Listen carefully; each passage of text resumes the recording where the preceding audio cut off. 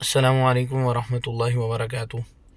من مسمہ مفتی ثاقب داؤد، چڑھتے سورج کی زمین، جاپان سے آپ سے مخاطب ہوں۔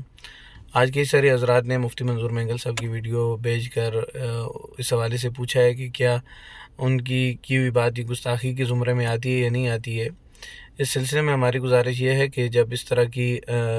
گفتگو کسی سے صادر ہو جائے تو سب سے پہلے اس کو حق دیا جاتا ہے کہ اپنی گفتگو کی وضاحت کرے، اور کابر علماء اکرام کا یہی طرز عمل ہے کہ جب کسی سے اس طرح کی گفتگو صادر ہو جائے تو وہ پہلے متعلقہ بندے سے رابطہ کرتے ہیں اور اس کو موقع دیتے ہیں کہ وہ اپنی بات کی وضاحت کرے۔ جب حضرت مفتی منظور مینگل صاحب نے اپنی بات کی وضاحت کر دی اور انہوں نے یہ بتا دیا کہ میری جو مراد تھی وہ محصور ہونے کے اندر تشبیہ دینا تھی وزیر اعلیٰ کو حضرت عثمان رضی اللہ تعالیٰ عنہ کے ساتھ، اگلی جو میری گفتگو ہے اس کا میری اس تشبیہ کے ساتھ کوئی تعلق نہیں ہے۔